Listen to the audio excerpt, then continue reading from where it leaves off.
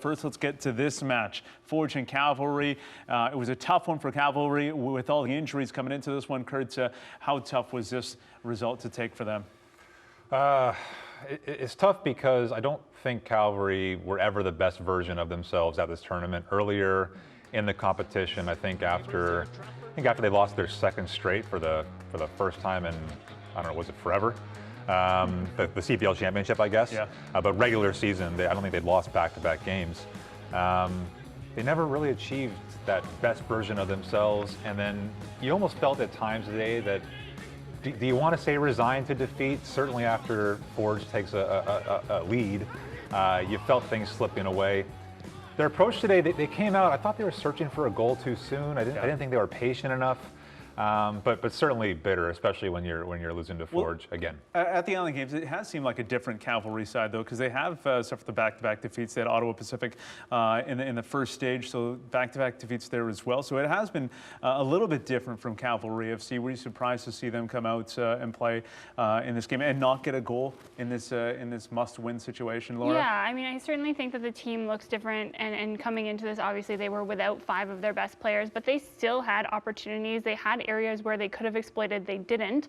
You know, they were very poor on set pieces. They really wasted those opportunities, either not getting into the box, going too long, not hitting your target man. I think that those were huge moments. And also, you know, they came out, they did the exact same thing that they usually do. Maybe the tactics should have been changed from the beginning. Counter, they seemed to run out of gas around the 60th minute, and I don't think that worked for them. Yeah, they didn't have the bodies, right? So that became apparent. Let's hear from the head coach now. Here is Tommy Wheeldon Jr. Tommy, obviously a disappointing way to finish the season. What's the overriding emotion coming out of that one? Can't fault the effort, I think. I mean, left it all out there. That's the only thing. I mean, what I just said to the lads there is it comes down, if you want to be a champion, you've got to have a cutting edge. And they had their chance, they took it, they defended like warriors, like they do well. It was like the second leg of the final all over again. They just hunkered in, dealt with it, and just played the game, and they've got the savvy, and we got to learn that. So we can't make any excuses. We can't say about short bench or this, that, and the other. Players on the pitch know how to win football matches. So we just they had the quality. One chance is the difference. We have it. We're in the final. They had it. They're in the final. What has made this Forge team so difficult to break down in these big games? I think they're savvy. You know, they, like I said, you know, it's very Mourinho-esque. You know, if they've got a lead, they just hunker in and defend it. They look for that one moment of mistake or error and pounce on it, and well organised. And like I said, got to give them credit. They're a tough team to break down. Do you look back on the Halifax game as maybe where the damage was done, or was it the same as today? Well, this is what I can't understand, and I might get in trouble for saying this, but the bookings that happened early in the Halifax game weren't reciprocated in this one, so maybe I have to read the rules a little bit more, because all we want is consistency of the game. So I think that's out of our hands, and like we said before, we can't control that of the officials, but if we get consistency, then we know the rules of the game. But right now, I'm going to have to go through the rule book and understand the interpretation, because from one game to the next, it's different. I know it's early to kind of debrief, but what have you learned about this squad and this team over the course of the tournament? The youngsters, I think, have done smashing. I'm delighted with Mo Farsi. I think he's done smashing. I'm delighted with Elliot Simmons. You know, Elijah Adakubi's grown again. You know, Dominic Zator has been an Ironman. He's played every single minute, and he's still trying to play there. So I'm delighted with our youngsters coming through. We just have to go again, right? It's been a difficult season for everyone. I asked the lads to do whatever it takes. They left everything out there. We just lack that bit of quality, and that's on us. But, you know, no complaints. We go again. That's what we'll always do. And, you know, we're just happy that we got a season out of it. So credit to the league, credit to the owners that put this together. It was an enjoyable tournament. It was exhausting. And personally, I know the lads all want to get back to their families. You know, I miss my family. It's been an exhausting haul, but it'll be a memorable one, that's for sure. Things are difficult to predict now, but as much as you can tell, what does the future hold now for this club? I mean, we'll always be contesting for finals. We've shown that last year. We've shown it again. You know, I want the full season, but you know, we'll be going again. You know, we didn't quite get the international flavour in the door for this year because of COVID. You can't account for that, and we can't account for season-ending injuries that we had. And you know, if we have more of an attack, that's what we lacked in the finals last year, and that's what we lacked again here. Is just if we can get that through injuries or signings, then we're there. Thank you, Tommy. Thanks. Well, a lot to digest there from Tommy Wheeldon Jr. He started out by giving a lot of credit to Forge FC. Forge they're unbeaten in the last 5 coming into this one, or including this one, I should say.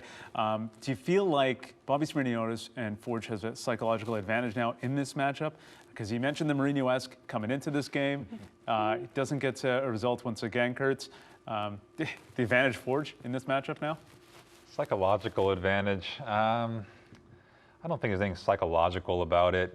What I would say is coming into this match, I think you had 5 new players on the pitch for Cavalry today compared to the group that started the CPL finals last year.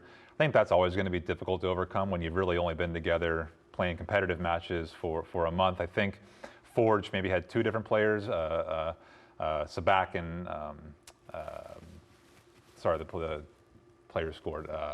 Mobabuli, sorry. Yeah. So, I mean, that's a big difference there, right? Right. And I think that's psychological in and of itself. Yeah, I mean, if there's anything psychological, I think going on with Cavalry today, it was the fact that they were missing those guys. I don't necessarily know that it was anything to do with Forge necessarily, but I mean, I think that they've been a pretty psychologically strong team in this tournament. They've had their ups and downs. They've managed to come back in moments that you know, they really needed those comebacks. So I don't know that we're going to look at this next year and think, well, Bobby Smirniotis has outsmarted Tommy Wheeldon Jr. I don't think that that's necessarily where we land here. Yeah. Moving forward, he did say fairly confident that you know, the team will continue to compete. So that's what we've seen from Cavalry, and he's hoping to bring in some international flair, I think, and some attacking options, I guess, for this team, which is what they lacked in this game. Do you agree with that, Kurt? I don't know if I agree with that, because I think Cavalry's in a situation where there's the potential for significant turnover. Just if you look at your roster, and you'd think that some of their better performers, the Carduccis, he mentioned Dominic Zator, at a certain point, these players have to move on and look for somewhere outside of the CPL, especially if there's an extended off season here. And then you have the older guys like Trafford and Wheeldon, who maybe have to move on just in their careers in general. Ledgerwood, does he have another year left in him? We don't know. They lost Malonga last year, haven't really replaced him. We're unsure of Cordova, how's he going to be? And the international guys he's talking about, the Escalantes and the Richard Luca, never arrived. So he likes his young players, but I think there's still a ton of questions on what this team looks like going forward. And that makes me doubt whether or not they're going to compete for a championship next year. Yeah, I mean, you add Mo Farsi, you add Simmons to those lists, right? I mean, these guys have talked about potentially going out on loan, maybe not these guys specifically, but I think that's something that all the young players need to be looking at in the league. If they're playing in Europe over the winter, you need to be able to get out there. You need to be calling clubs and saying, when can I join? Because you don't want to be sitting out for the next 8 months. Right. You're right. Yeah, and you know, so Forge and Cavalry are 2 teams where you thought they had a good 2 years in them, just based on the construction of their roster. But now it's, do you really see a significant number of these players really sticking around for 3 and 4 or 5 years with the same CPL club? I don't think that's really what the mandate of the CPL is, which makes me question if Cavalry is going to be as strong as even as they were at this tournament.